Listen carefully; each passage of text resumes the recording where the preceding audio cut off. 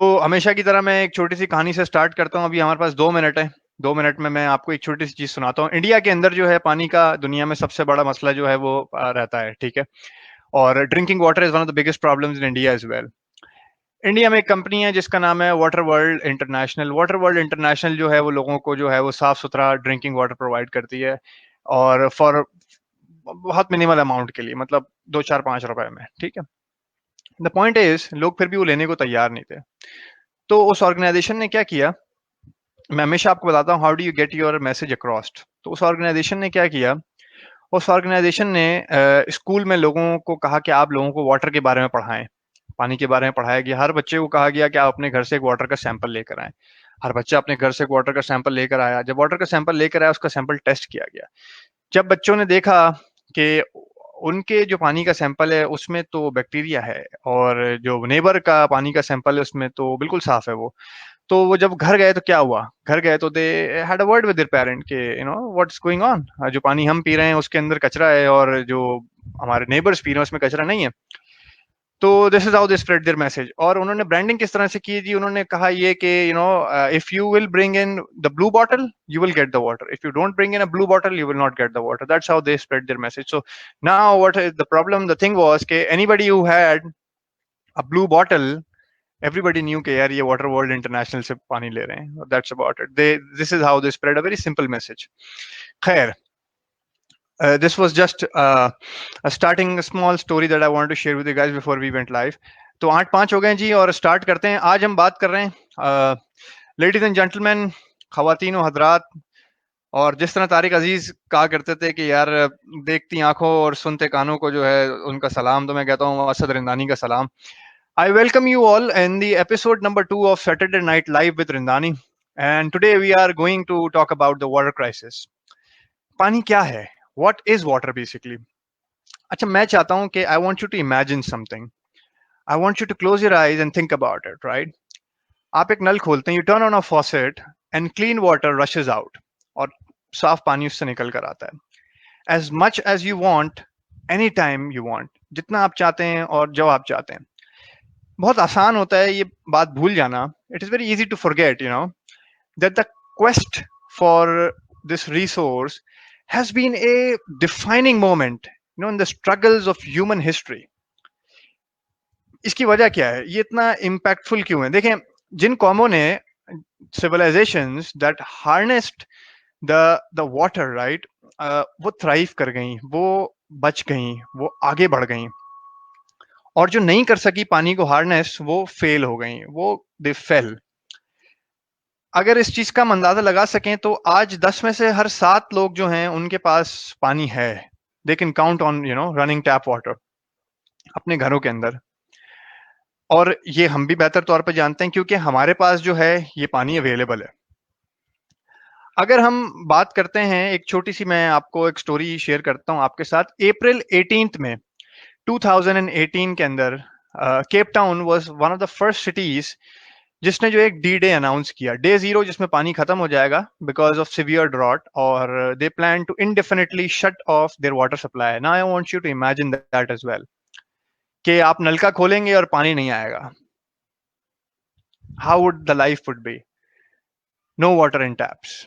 everyone must get their water through water stations by getting in line। जो ration आपका पानी का आपको मिलेगा, 10 लीटर 20 लीटर 50 लीटर, whatever जो भी दिन का आपका राशनिंग है वाटर की, वो आपको वाटर सिटी स्टेशन से मिलेंगे। गोइंग फॉरवर्ड ऑब्वियसली ये केप टाउन के अंदर ये हुआ। अब आप सोचें कि आप चाहे जी वैगन से उतरेंगे या आप 70 से उतरेंगे, पानी आपने जो है वो लाइन में लग के लेना है। नलके में पानी नहीं आएगा। आपकी जिंदगी का क्या मेयार होगा? आपकी जिंदगी की परेशानी क्या होगी? आपकी पूरी की पूरी जिंदगी का जो डायनामिक्स है वो चेंज हो जाएगा। और ये सिर्फ केप टाउन नहीं है। आने वाले कुछ डेकेड्स के अंदर, आने वाले कुछ डेकेड्स में बहुत सारे ऐसे शहर हैं जो अपना डी डे अनाउंस करेंगे। और जिनमें से चंद जो बड़े शहर हैं, जिसमें Sao paulo, Melbourne, Jakarta, London, Beijing, Istanbul, Karachi, Tokyo, Bangalore, Barcelona और मेक्सिको सिटी जैसे बड़े बड़े नाम हैं। अब आप सोचें कि ये वो बड़े बड़े शहर हैं जिनके अंदर आज दुनिया रहती है, लेकिन कहीं कुछ डेकेड्स के बाद going forward in 20 years 30 years वहां पानी नहीं होगा नलकों के अंदर, तो वहां की लाइफ कैसे चेंज हो जाएगी, उनकी इकोनॉमी कैसे बदल जाएगी। You know what is the problem actually, मसला क्या है? मसला ये है कि द परसेप्शन, ये जो हमारा एक परसेप्शन है ना कि पानी जो है वो वाफिर मिकदार में अवेलेबल है और हर किसी के पास उसका एक्सेस है, बिकॉज आप अपना नल का खोलते हैं और आपको पानी मिल जाता है, तो ये कोई बड़ा मसला नहीं लगता हमें। तो अगर हमें ये बड़ा मसला नहीं लगता तो वाकई में क्या ये मसला है या नहीं है, इसके बारे में जो है वो दुनिया में लोग क्या कहते हैं, किस तरह से इसको समझते हैं, मैं आपको थोड़ा सा एक एक पर्सपेक्टिव देना चाहता हूँ यहाँ पे कि पानी है क्या बेसिकली। हम जब पानी की शॉर्टेज की बात करते हैं तो हम कौन से पानी की शॉर्टेज की बात करते हैं, हम पानी का इस्तेमाल करते कैसे हैं, हम पानी को जो है वो कहाँ कहाँ इस्तेमाल करते हैं। इसके लिए मैंने जो है एक छोटी सी एक प्रेजेंटेशन आप लोगों के लिए बनाई थी, जो that I want to share with you guys actually, and I am gonna do that right now. और as you guys can see, this is what I have made. Water stressed countries in 2040। अगर आप इस दुनिया के map को देखें तो 80% of these countries would not be able to fulfill their water demand by 2040। Water stress क्या है इसकी हम आगे बात करेंगे, इस डेफिनेशन को मैं जरूर एक्सप्लेन करूंगा, but I want you to hold on to that thought. Moving forward, water security क्या है बेसिकली? वाटर सिक्योरिटी एक बहुत सिंपल सी चीज है। वाटर सिक्योरिटी का मतलब है कि how water is managed and used, आप पानी को कैसे मैनेज करते हैं और कैसे यूज करते हैं। यूएन, यूनाइटेड नेशन का एक इदारा है यूएन वाटर, उसकी एक डेफिनेशन है जो उसने दी है, वो डेफिनेशन आपके सामने है, आप इसको पढ़ सकते हैं। इसका जो माखज है वो यही है कि how water is managed and use, पानी को किस तरह से जो है वो मैनेज किया जाता है और किस तरह से इस्तेमाल किया जाता है। ये हमारी दुनिया है, और इस दुनिया के अंदर जो ब्लू आप साइड देख रहे हैं ये पानी है। अगर आप इस सारे पानी को एक इकट्ठा कर लें एक सर्कल के अंदर, तो वो सर्कल हो जाएंगे ये। और अगर उन सर्कल की डिस्ट्रीब्यूशन हम देखें तो दुनिया के अंदर 97% of the water is salt water, frozen water is 2%, and liquid fresh water is 1%। तो नाजरीन, लेडीज एंड जेंटलमैन, ये आपके लिए सबसे बड़ी रेवलेशन है आज की, जब दुनिया बात करती है पानी की कि पानी की शॉर्टेज है, तो वो किस पानी की बात करती है? वो बात करती है इस 1% ऑफ द वाटर की जो हमारे पास अवेलेबल है आज। That's 1% of it, right? 97% is salt water in the world. 2% is frozen, right? In the form of glaciers. And 1% is what we are actually, fighting about, जिसके बारे में दुनिया बात कर रही है। ये वो ड्रिंकिंग वाटर है जिसे हम पीते हैं, अपने रोजमर्रा के इस्तेमाल में लाते हैं। 1% है। अब सवाल ये है कि मैटर क्या करता है कि 1% से क्या होगा, बेसिकली आपको कितना पानी मिलेगा। देखें, ये मैटर, एक चीज ये भी मैटर करती है कि आप कहाँ रहते हैं। सबसे पहली चीज तो ये, तो आपको कितना पानी मिलेगा पर कैपिटा, आपको जो है आपकी वाटर रिसोर्स कितनी है। अगर आप कुवैत में रहते हैं मिसाल है, तो 10 क्यूबिक मीटर जो है आपको पानी मिलेगा। अगर आप यही कनाडा में रहते हो तो 10,000 टाइम्स ज्यादा, 100,000 मीटर क्यूब आपको पानी अवेलेबल है पर कैपिटा के ऊपर।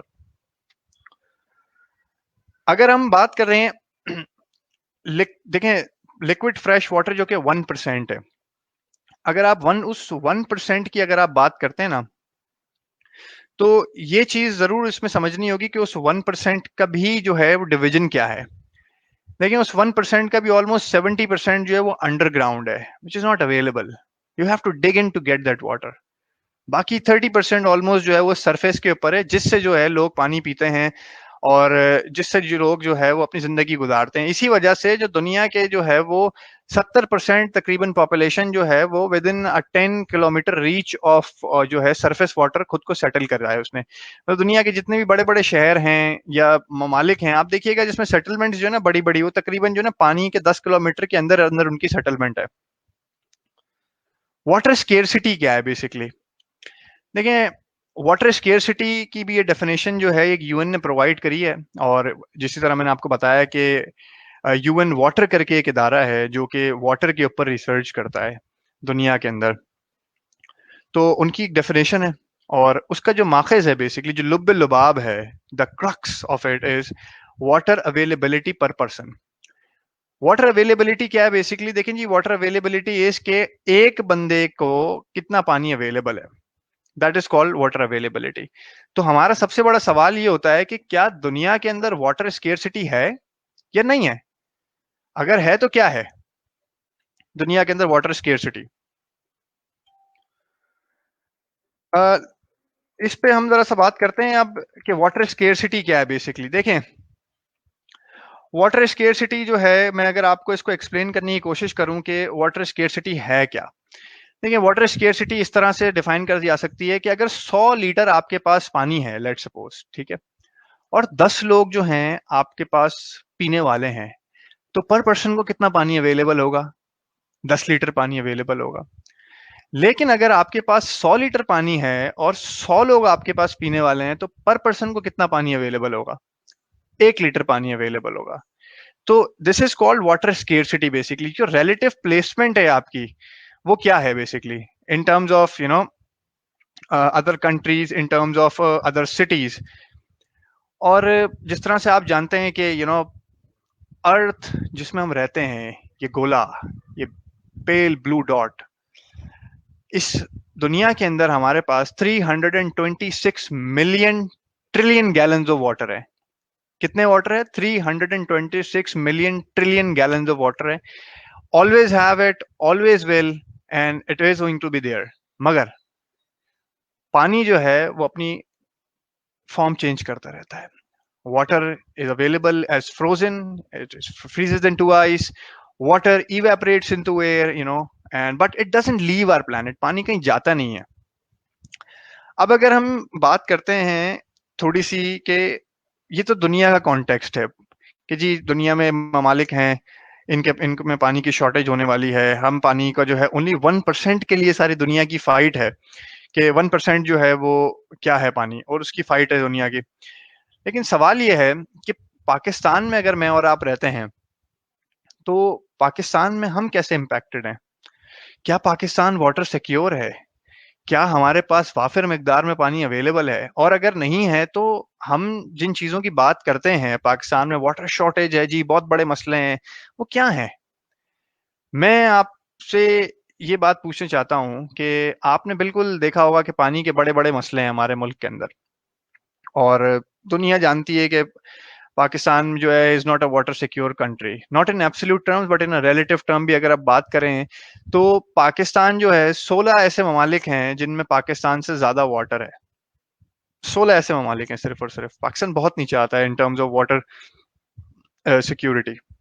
और उस उन 16 ममालिक के अंदर भी अगर आप बात करें ना, तो पाकिस्तान का जो सबसे बड़ा मसला है वो ये है कि Pakistan is the 6th biggest country in terms of population in the world. तो अब जो हमने ऊपर कॉन्सेप्ट समझा था कि वाटर स्केर्सिटी के हवाले से कि जी अगर 100 लीटर है और 10 लोग पीने वाले हैं, तो पर कैपिटा जो है अवेलेबिलिटी है वो 10 लीटर है पर पर्सन। और वाइस वर्सा, अगर 100 लोग हैं आपके पास और 100 ही पीने वाले हैं, तो 1 लीटर कैपेसिटी आपके पास अवेलेबल है। पाकिस्तान के अंदर relatively, in not in absolute terms पानी कम है, रिलेटिवली पानी कम है, based on our per capita consumption, based on our population that we have right now. ठीक है, मान लेते हैं कि जी ये बात है, तो सॉल्यूशन क्या है? यार, आप मुझे एक बात बताएं, सॉल्यूशन हम सब जानते हैं, we all know about it, right? Because the most obvious one is the solution. We have grown hearing about it. The current government has set up a charity account for the solution as well. You guessed it right, huh? It's the dams. Dams की हर कोई बात करता है पाकिस्तान के अंदर, लेकिन क्या जो है वो डैम हकीकतन जो है एक एक वायबल सॉल्यूशन है? या हम जब डैम्स की बात करते हैं तो हम किस चीज की बात कर रहे हैं बेसिकली? हम सॉल्यूशन किस तरह का प्रोवाइड कर रहे हैं? तो मैं चाहता हूं कि मैं आपको वो नजरिया दूं जिसको जो मीडिया बेसिकली प्रोवाइड नहीं करता।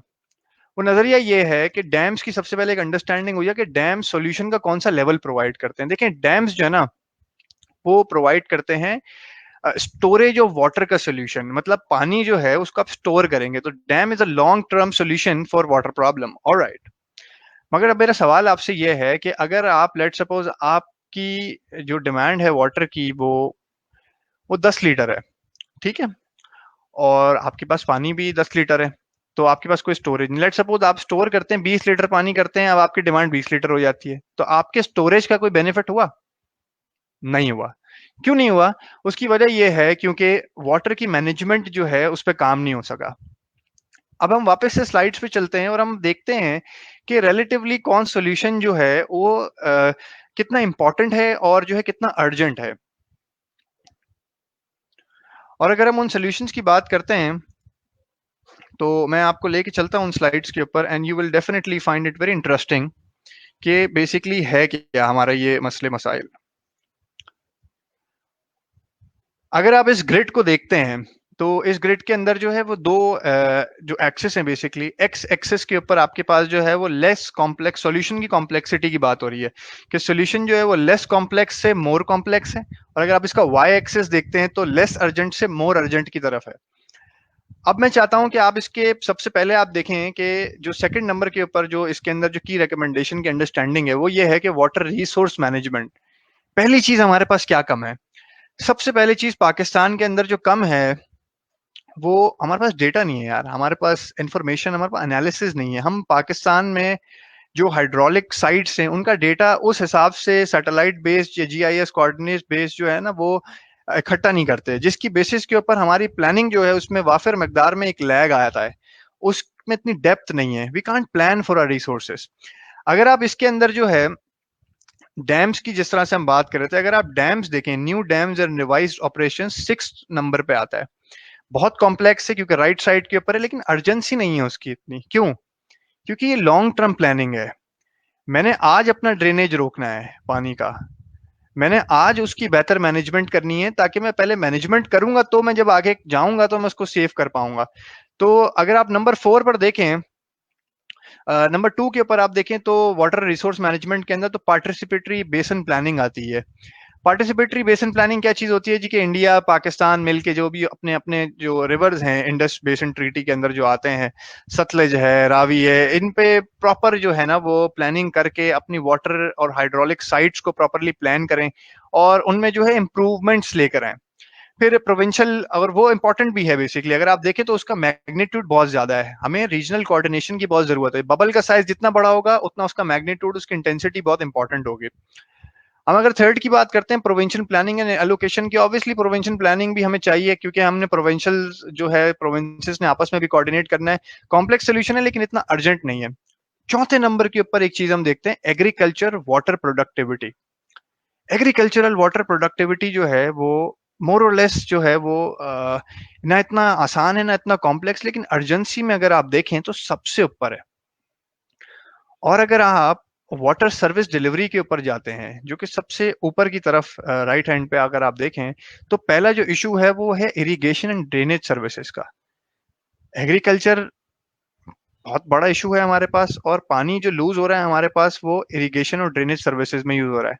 वाटर डिलीवरी की अगर बात करते हैं, एंडाउमेंट की अगर आप बात करते हैं, urban governance and infrastructure, obviously Pakistan में कराची सबसे बड़ा शहर है और हम सब वाकिफ हैं कि कराची के अंदर पानी के मसाइल बहुत ज़्यादा हैं, और आजकल गर्मियाँ हैं और गर्मियों में बहुत ज़्यादा मसाइल है। अगर आपका कभी मौका लगे और आप कभी औरंगी टाउन जाएं, मैं ज़ाती तौर पे गया हूँ, मैंने औरंगी टाउन देखा है जाके, और I have seen those people, their lives are miserable.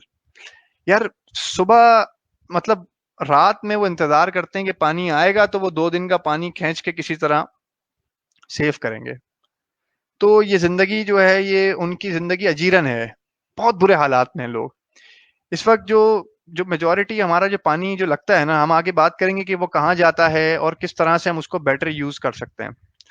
अगर हम बात करें, अब हम जो आगे बात करने चाहेंगे वो ये है, क्योंकि मैं आपको थोड़ा सा पर्सपेक्टिव भी दे देता हूँ इस चीज का, कि थोड़ा सा सिर्फ समझाने के लिए कि पानी एग्रीकल्चर इतना बड़ा हिस्सा है क्यों। बेसिकली देखें, पाकिस्तान में ना, Pakistan is an agro based country, तो एग्रीकल्चर जो है वो हमारे लिए बहुत इंपॉर्टेंट है। हम बहुत ज्यादा पानी कहाँ देते हैं एग्रीकल्चर में, कितना परसेंटेज ऑफ वाटर देते हैं उस पर बात करेंगे आगे। मैं वाटर इकोनॉमिक्स पे मैं बात करूं इससे पहले मैं आपको एक चीज जो है वो मैं बताना चाहता हूं कि जो बेसिकली हमारा जो है वो है मामलात क्या है हमारे, basically how are we actually going about it, and the major economic benefits from कि एग्रीकल्चर को जब आप बात करते हैं तो what are the benefits that you are going to get from the agro based economy and this and that vis a vis whatever. तो जब आप एग्रीकल्चर की बात करते हैं तो आप बेसिकली बात करते हैं वाटर इकोनॉमी की, कि वाटर इकोनॉमी क्या है सबसे पहली चीज। अच्छा, वाटर इकोनॉमी की जब आप बात करते हैं तो आपको ये पता होना चाहिए कि वाटर इकोनॉमी बेसिकली है क्या। देखिए, वाटर इकोनॉमी इज समथिंग कि आप कितना इकोनॉमिक एक्टिविटी जनरेट करते हैं after spending 1 unit of water. मतलब आपने 1 यूनिट अगर वाटर का, मतलब 1 लीटर पानी आपने इस्तेमाल किया, तो आपने डॉलर बेस या रुपी बेस में उसमें क्या वैल्यू जनरेट करी है। That is called water economics. तो दुनिया के अंदर इस पे काम होता है, और दुनिया की स्टेट क्या है इसके ऊपर, अब अगर हम उस पर ही बात करते हैं कि what is the state of the world on on water economics moving forward. सबसे पहली चीज मैंने आपको कहा था कि hold on to that term water stress. Water stress है क्या? बेसिकली वाटर स्ट्रेस का मतलब ये है कि what fraction of our total renewable water supply are we withdrawing on a yearly basis. हमारे पास जितना भी पानी अवेलेबल है ना, जो भी हमारी डिमांड है पानी की, वो उसमें से हम जो है हमारे रिजर्व में से कितना पानी ले लेते हैं। अगर आप इसकी डेफिनेशन को, जो कि यूएन की है, उसको अगर आप स्टडी करें, वो कहती है water stress occurs when the demand for the water exceeds the available amount during a certain period और when poor quality restricts issues. जब डिमांड आपकी बढ़ जाती है एक सर्टेन पीरियड के अंदर, जब आप वाटर स्ट्रेस हो जाते हैं। वाटर स्ट्रेस से होता क्या है? बेसिकली आप जमीन से पानी खींचने लगते हैं। सरफेस वाटर कम हो गया अब आपके पास, तो अब आप एक्वाफर्स से पानी खींच रहे हैं, which causes deterioration of fresh water resources in terms of quantity. Aquifer को आप ओवर एक्सप्लॉइट करते हैं, आपके रिवर्स ड्राई हो जाते हैं, etcetera and etcetera, so and so fourth. Water economics फिर भी क्या चीज है? मैं आपको छोटा सा एक जो है ना कॉन्सेप्ट, पर्सपेक्टिव देना चाहता हूं यहाँ पे। ये बेसिकली है पानी। और अगर आप देखें तो जब आप वेल वेल डिग करते हैं तो आप ऑब्वियसली जो है वो ग्राउंड लेवल वाटर को जो है वो पंप आउट करते हैं। Over the period of time ये एक्वाफर खत्म हो जाता है। जो चीज आप भूल जाते हैं वो ये है, ये जो एक्वाफर है, इसको भरने में कई 100 साल लगे थे। जब आपने इसको खाली कर दिया है तो इसकी ऑटोमेटिक जो है वो रिन्यूएबिलिटी जो है वो इतनी आसान नहीं हो शायद। तो basically this is what it's all about, कि आप अपने रिजर्व में से पानी खींच रहे हैं। नासा की सैटेलाइट ये दिखाती है, एक छोटा सा एक अंडरस्टैंडिंग के हवाले से, कि नासा की सैटेलाइट ये दिखाती है कि एक्वाफर्स नॉर्दर्न इंडिया के अंदर, अगर आप बात करते हैं, पाकिस्तान से ज्यादा दूर नहीं है, 29 ट्रिलियन गैलन से डिक्रीज हुए हैं इन अ डेकेड के अंदर। 10 साल के अंदर 29 ट्रिलियन गैलन पानी जो है वो नासा की सैटेलाइट दिखाती है कि इंडिया के नॉर्दर्न साइड पे खत्म हो गया। Can you imagine that? 29 trillion gallon of water. और ग्लोबल वाटर विड्रॉल की, अगर आप ग्लोबल वाटर यूजेज की बात करते हैं, तो 7 फोल्ड जो है ना ग्लोबल वाटर यूजेज पिछले सेंचुरी के अंदर जो है वो बढ़ गया। देर आर सिंपली, इसका बेसिकली इसका सिंपल बात क्या है, ये लुबल लुबाब ही है कि जिस दुनिया में अब पॉपुलेशन ज्यादा है एंड ज्यादा लोग जो है वो पानी पी रहे हैं, that's about it. More people are drinking water. ये वो 1% लिक्विड फ्रेश वाटर है जिसकी हम बात कर रहे थे। और अब हम देखेंगे इसके अंदर कि हम इस 1% को यूज कैसे करते हैं। देखें, प्रॉब्लम ये नहीं है कि कितने लोग जो है इस्तेमाल कर रहे हैं पानी को। प्रॉब्लम ये है कि वो कैसे इस्तेमाल कर रहे हैं पानी को। ये चीज समझना बहुत जरूरी है। तो मूविंग फॉरवर्ड, अगर आप इसमें देखें तो इंटरनेशनली भी जो ट्रेंड पाकिस्तान के अंदर अभी हम ऊपर डिस्कस कर रहे थे, जिसको हम वापस जो है एज वी मूव फॉरवर्ड हम उसको जो है वो और डिटेल में डिस्कस करेंगे। लेकिन इंटरनेशनल अगर आप ट्रेंड की बात करते हैं राइट नाउ, तो you can see that 70% of the water goes to agriculture, 22% goes to industry and 8% water is use for personal consumption. Personal consumption में क्या आ जाता है यार? आपने टूथ ब्रश किया है, आपने कपड़े धोए हैं, आपने मुंह धोया है, आपने टॉयलेट फ्लश किया है, दैट्स अबाउट इट। ये आपका पर्सनल कंजम्पशन है ऑफ वाटर। अब मैं आपको देना चाहता हूं वो पर्सपेक्टिव कि बेसिकली एग्रीकल्चर में पानी जो जाता है तो वो क्यों इतना ज्यादा इस्तेमाल होता है। देखें, जब आप इसकी ये कोका कोला की बोतल की बात करते हैं ना, तो ये एक कोका कोला की जो बोतल है, ये अगर 7 लीटर की हो तो इसके अंदर 28 लीटर जो है पानी इस्तेमाल होता है इस एक कोका कोला की बोतल को बनाने के लिए। Can you imagine that? 28 litres of water इस पूरे प्रोसेस के अंदर। इंटरनेशनली बियर जो है वो एक बहुत ज्यादा पिया जाने वाला मशरूब है, उसका भी जो है वो 74 लीटर जो है वो वाटर इस्तेमाल होता है एक ग्लास बियर बनाने के लिए। कॉफी की अगर आप बात करते हैं तो एक कप ऑफ कॉफी जो है 130 लीटर पानी लगता है उस एक कप ऑफ कॉफी आप तक पहुंचाने के लिए, क्योंकि उगाई जाती है, पहुंचाई जाती है। 130 लीटर पानी। नाउ अब मुझे लगता है अब आपके पास थोड़ी अंडरस्टैंडिंग डेवलप हो रही है कि पानी का इस्तेमाल क्यों एग्रीकल्चर में ज्यादा है। सिर्फ क्रॉप उगाना नहीं है, वो क्रॉप उगता है तो उसकी कंजम्पशन भी तो है ना यार, और जिस हिसाब से कंजम्पशन है उसी हिसाब से क्रॉप उगाया जाता है। लेकिन पानी के ऊपर कोई डॉलर कॉस्ट नहीं है, पानी के ऊपर कोई डॉलर कॉस्ट नहीं है। इस वजह से पानी की जो कॉस्ट है वो इनबिल्ट नहीं है प्रोडक्ट के अंदर। अगर वो इनबिल्ट हो पानी के अंदर तो प्रोडक्ट की प्राइस ऊपर कहीं कहीं ज्यादा हाईजैक हो जाए। इसी तरह जो टी शर्ट में और आप पहनते हैं जो कॉटन का टी शर्ट, उसको पहनने में 2500 लीटर जो है वो पानी इस्तेमाल होता है। Just to give you a small perspective. But water पे जो है ना कैपिटलिस्टिक जो है वो प्योरली कैपिटलिस्टिक वैल्यूज अटैच नहीं कर सकते। क्यों यार? पानी नहीं होगा ना हम सब मर जाएंगे, सिंपल एज दैट। ठीक है ना? We can't live without water, without water all of us would die. Water is liquid gold, water can not be petrol. लोग कहते हैं कि पानी पेट्रोल के जैसा हो जाएगा। नहीं, पानी पेट्रोल के जैसा नहीं हो सकता। उसकी वजह है पेट्रोल के बगैर आप रह सकते हैं, पानी के बगैर नहीं रह सकते। You will die without water. अगर हम पाकिस्तान की बात करते हैं ना, तो पाकिस्तान के अंदर भी पानी का वही हाल है। और कहीं इंटरनेशनल स्टैंडर्ड अगर 70% था तो पाकिस्तान में 94% goes to agriculture, only 1% goes to industry and 5% to municipal usage, which is the other usages in the country. देखें पाकिस्तान का जो जीडीपी है, अगर हम एग्रीकल्चरल कंट्रीब्यूशन की बात करते हैं तो वो कोई क्वार्टर कंट्रीब्यूट करता है, 25% तकरीबन। और उस जीडीपी के अंदर अगर आप उसकी फर्दर डिस्ट्रीब्यूशन देखते हैं तो उसके अंदर क्रॉप्स जो हैं वो और लाइफ स्टॉक सब कुछ एग्रीकल्चर के अंदर आता है। तो क्रॉप्स और लाइफ स्टॉक की अगर हम बात करते हैं तो मैं अगर आपको छोटी सी एक चीज दिखा सकूं, कुछ चीजें मैंने जो है वो अपने पास लिख भी ली हैं, कुछ मुझे याद भी हैं। क्रॉप्स और एग्रीकल्चर की अगर हम बात करते हैं ना, तो 58% ऑफ द एग्रीकल्चर जो है आपका जीडीपी कंट्रीब्यूशन जो है वो आती है लाइफ स्टॉक से। जी हाँ, लाइफ स्टॉक से उस 25% का जो कि हम जीडीपी में कंट्रीब्यूट करती है, उस 25% का 58% जो है ऑलमोस्ट आता है लाइफ स्टॉक से। और 37% जो आता है वो आपका आता है जो क्रॉप्स आप उगाते हैं उससे। बाकी जो वैल्यू आती है वो कॉटन गिनिंग से आती है या फिशरीज या फॉरेस्ट्री से आती है। पाकिस्तान में बहुत सारे किस्म के जो है वो डाइवर्स क्रॉप्स उगाए जाते हैं, लेकिन पाकिस्तान के अंदर 4 ऐसे क्रॉप हैं जो पाकिस्तान के ना मेजोरिटी ऑफ एग्रीकल्चर की वैल्यू और जो जगह है जिसमें वो उगाए जाते हैं इन टर्म्स ऑफ लैंड जो है उसको ऑक्यूपाई करते हैं। वो कौन कौन से क्रॉप्स हैं? Basically 2/3 of the value comes from 2 food crops. सबसे पहले तो आप ये देख लें, जो एरिया की आप बात करते हैं और 2/3 of the value it comes from 2 food crops, जो वीट और राइस है आपका, वीट और राइस। और बाकी जो 2 आपके कैश क्रॉप्स है वो है शुगर केन एंड कॉटन।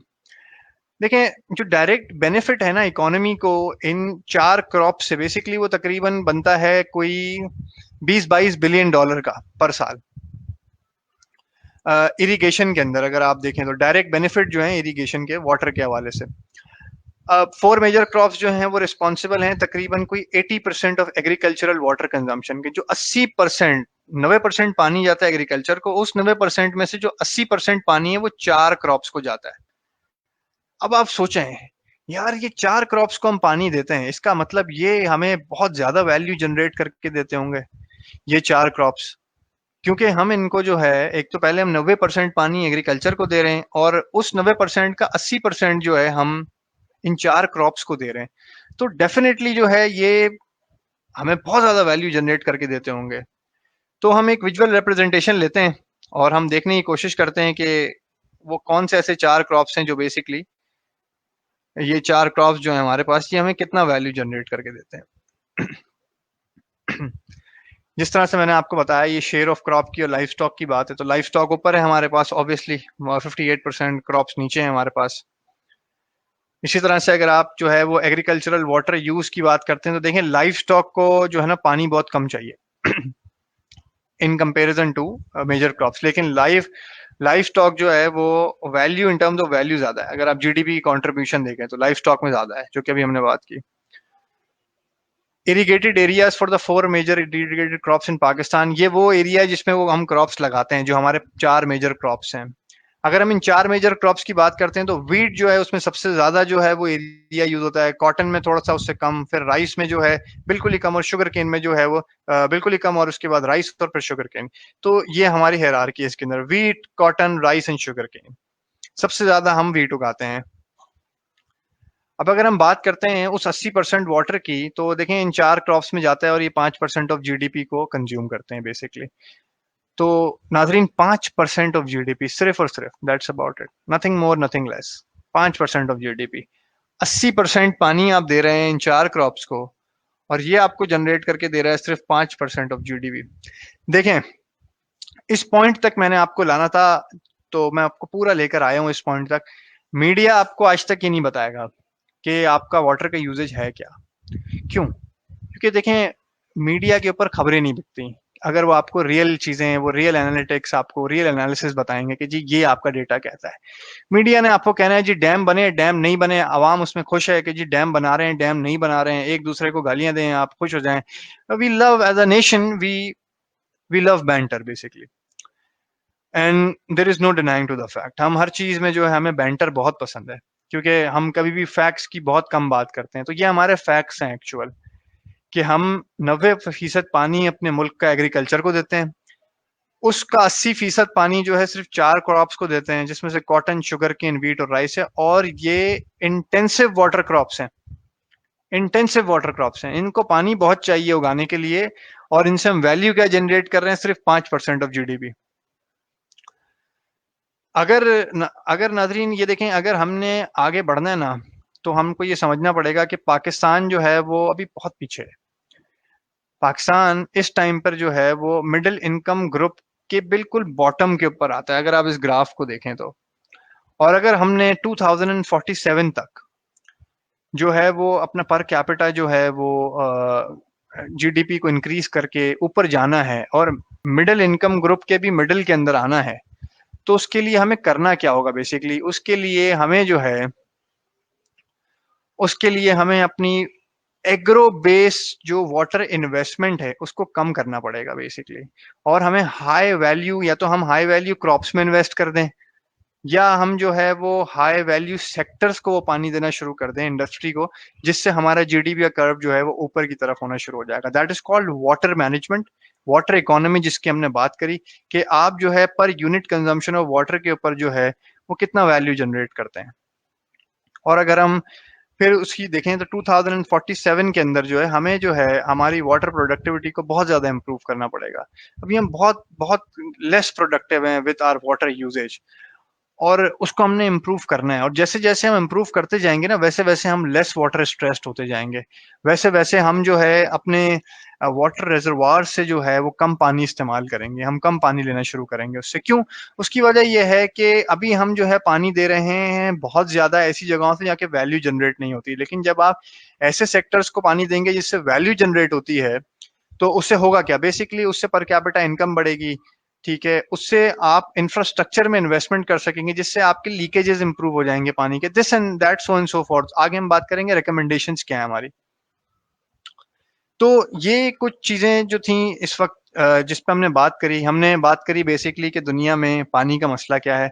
आज आपको ये पता चल गया कि दुनिया जिस पानी के ऊपर लड़ रही है वो 1% ऑफ द वाटर है that actually exist in the world. उस 1% का भी आपको पता चल गया कि 70% जो एग्रीकल्चर को जाता है दुनिया में, और ग्लोबल एवरेज 70% है। पाकिस्तान के अंदर एग्रीकल्चर जो है उसको 90% पानी जाता है। उस 90% का 80% पानी जो है हम 4 क्रॉप्स को दे रहे हैं।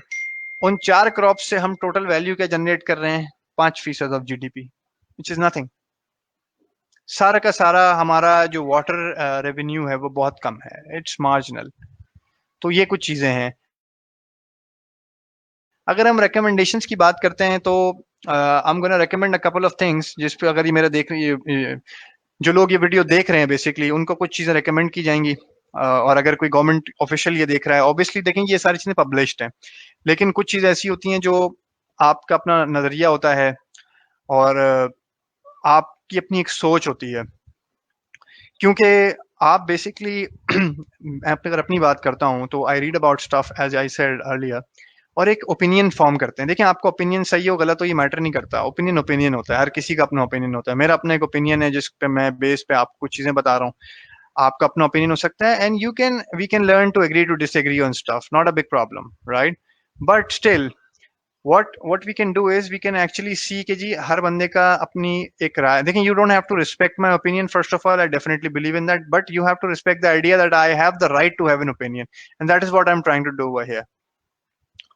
तो मैं इस वक्त जो है क्या चीजें रेकमेंड करता हूँ पाकिस्तानी गवर्नमेंट को। देखें, दो तीन चीजें जो है ना वो बहुत इल्मी और शऊरी तौर के ऊपर मैं पाकिस्तान को जो है वो रेकमेंड करता हूँ, हमारे गवर्नमेंट को भी, कि सबसे पहले तो डोमेस्टिक यूजेज को बेहतर बनाना पड़ेगा। अगर आपने देखा हो जब हमने वहां पे बात करी थी, तो अर्बन प्लानिंग की बहुत जरूरत है, हमें हमें एफिशिएंट वाटर यूजेज की बहुत जरूरत है।